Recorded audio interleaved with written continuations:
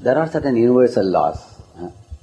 And I will speak from that point of view, from universal law point of view. For example, you throw a stone up. Somebody says, I don't believe the stone will come back.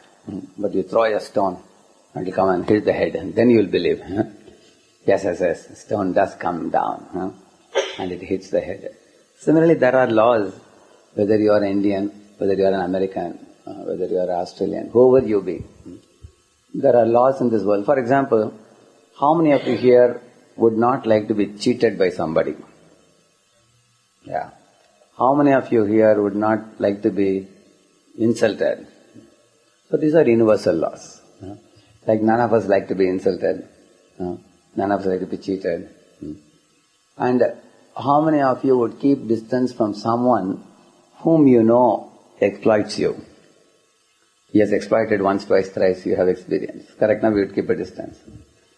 And on the other hand, if somebody is in a helping mood, is helping, helpful, courteous, kind, cooperative, naturally you will want to connect with them. So this human nature is universal. You ask an American, you ask the Australian, you ask a Canadian, you ask a European, you ask an Indian. And these are all universal laws. So what I am going to talk today is something that aligns with universal laws.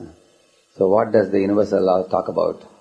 Man and woman coming together and all these things. You see, there is a very clear difference between animals and human. I was making in the beginning. For example, all of you sitting here, you are all wearing dress, but animals don't wear. Is it not true? That's one difference. We all can see with our eyes. In the road, sometimes you find a dog, a he-dog chasing after a she-dog. And the she-dog is screaming. But the police doesn't catch the he-dog. Correct, no? On the other hand, imagine a boy catches the hand of a girl and the girl screams. And the police will catch the hand of the boy. And they will put him behind the bars. While they don't do the same with the animal. Do you agree? Am I right, or I am not aware of the law of the country? What do you say? You all agree? Yeah. That means, leave alone God and religion aside. Even from a practical point of view, if you see there is a difference between man and animal. Like you go to somebody's house, see there is a vati with gulab jamun. Gulab jamun is floating in yellow golden liquid. And you feel like eating immediately, your saliva is secreting in your mouth. But then the owner of the house who is sitting on the other side in another sofa, they are going on talking to you. And you are also talking and you are wondering, why don't they tell me to eat it? But then they go on talking for some time.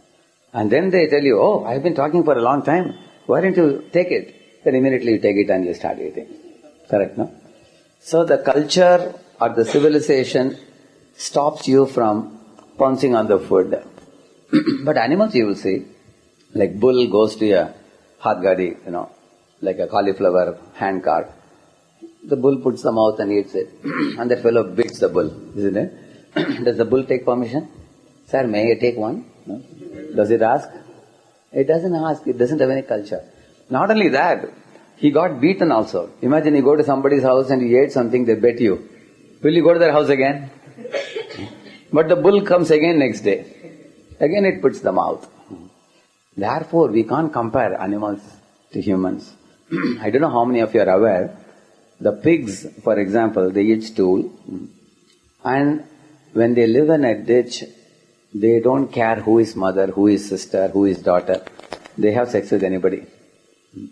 Animals don't have any culture. But in India, we treat mother respectfully. We also treat sister respectfully.